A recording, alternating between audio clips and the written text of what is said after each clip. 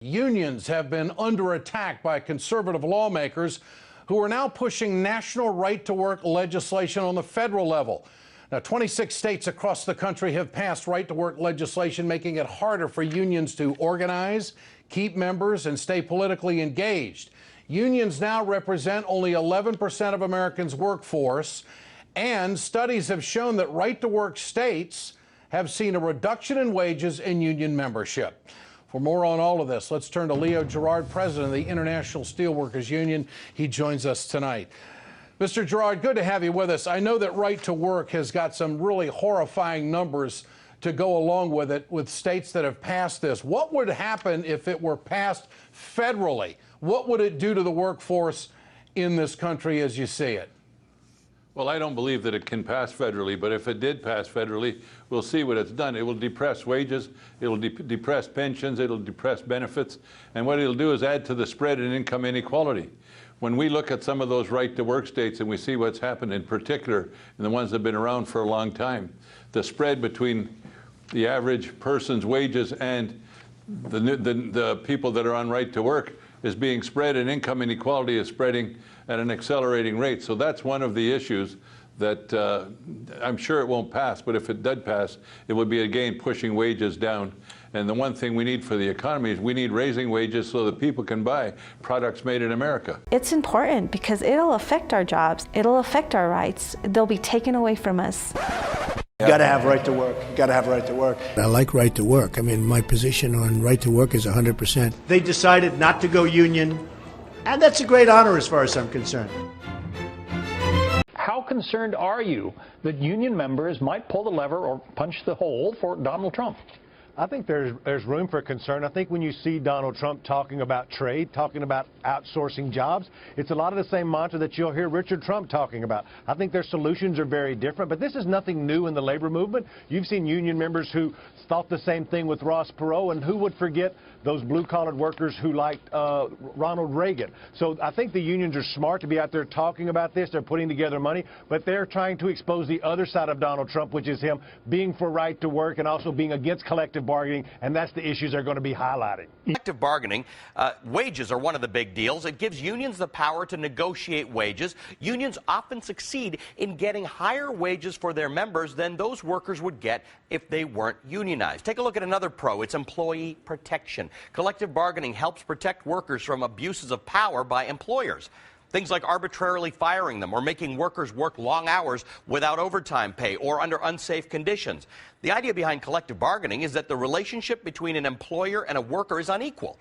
The worker really needs the job more than the employer really needs that specific worker. So by combining workers into a group, it sort of helps even the playing field. So really, unions are about power in numbers. Unions say collective bargaining is a safeguard to ensure that everyone's interests are considered.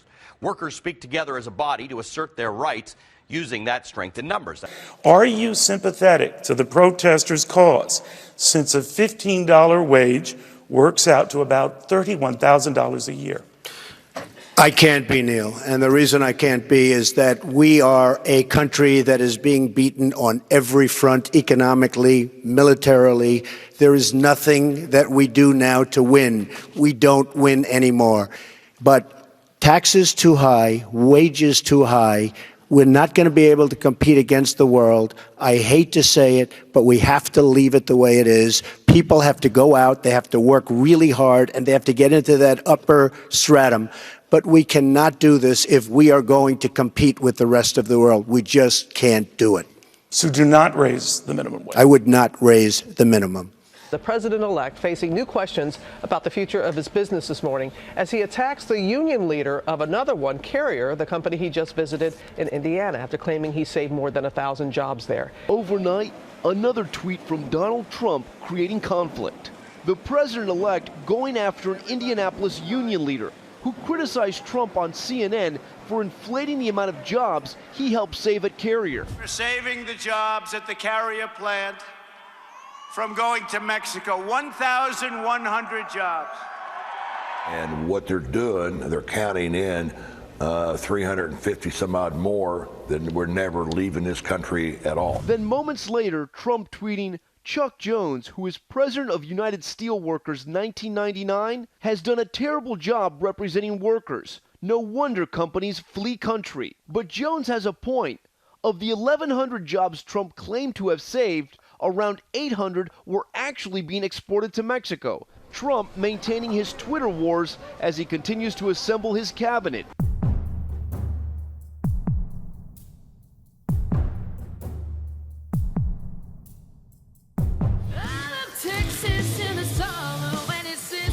I don't think there's anything wrong with a beautiful woman in a bikini eating a burger and washing a Bentley or a pickup truck or being in a hot tub. I think there's probably nothing more American.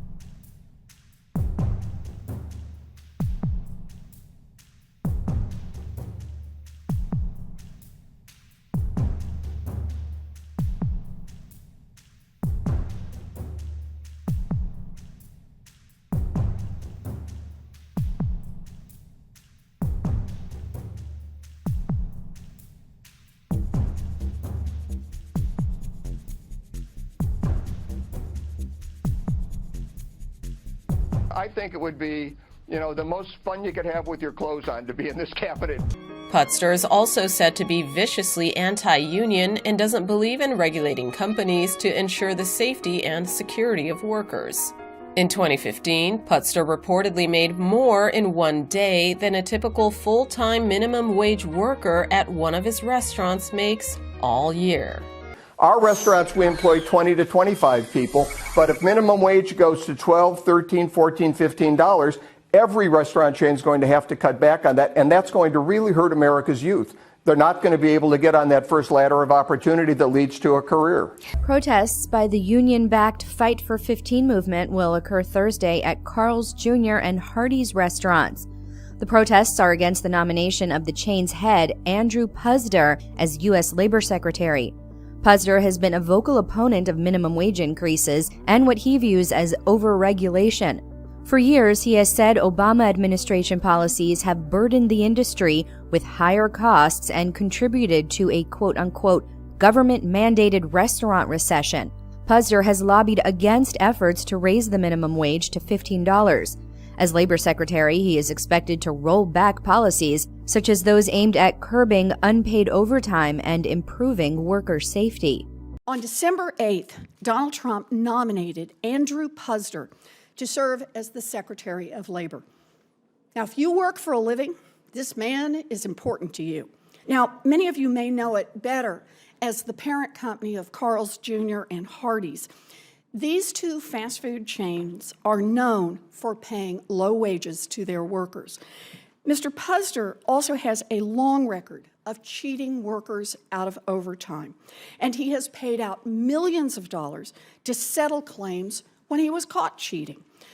According to a survey of 550 Carl's Jr.'s and Hardee's employees just released this morning by the Restaurant Opportunities Coalition United, about a third of respondents reported that they were illegally forced to work extra hours without pay.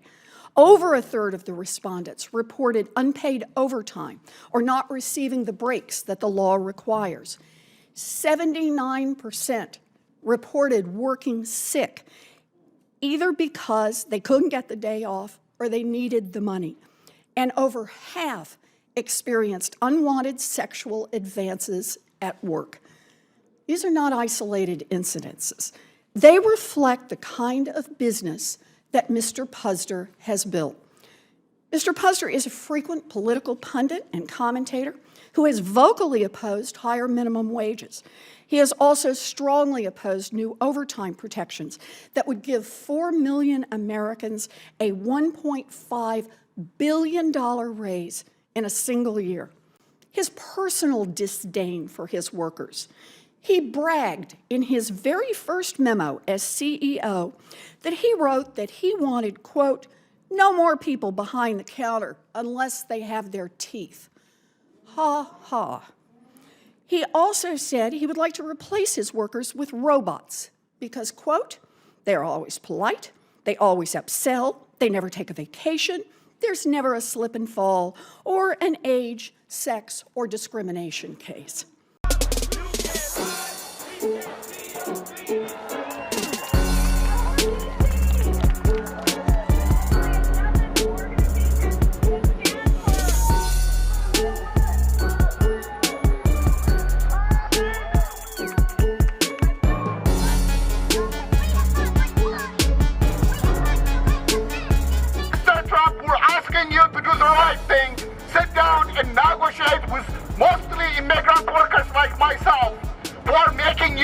billion.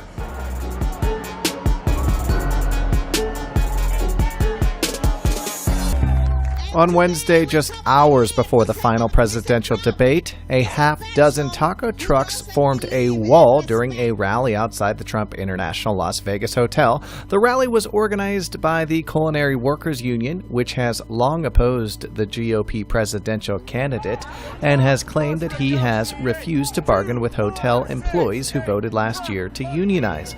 The union represents more than 50,000 workers in the state of Nevada, and the Trump Hotel is one of the very few on the Vegas Strip that does not offer union-negotiated contracts for its employees. El 7 y el 2009 y me contrataron en el Hotel Trump. Tenía mucha admiración por Donald Trump. Lo conocía como una persona de negocios y de un show.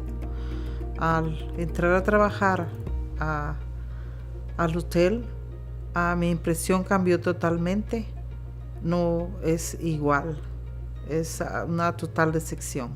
Yo soy una empleada de él y no nos está cuidando, no nos está pagando como nos tiene que pagar, no tenemos una buena aseguranza, no nos respeta. Nunca imaginé que iba a ser tratada con discriminación y con abusos hacia mis compañeros y hacia mí. Y cuando me empecé a dar cuenta de lo hostil de la situación, empezamos a organizarnos. El día que nos pusimos por primera vez este botón, nos despidieron del trabajo y nos sacaron como si éramos delincuentes. Firmaron tarjetas la mayoría de los trabajadores y a Donald Trump no quiso reconocer que sus empleados querían representación sindical y él quiere hacer una América grandiosa nuevamente que empiece por sus trabajadores del Trump de Las Vegas, Nevada.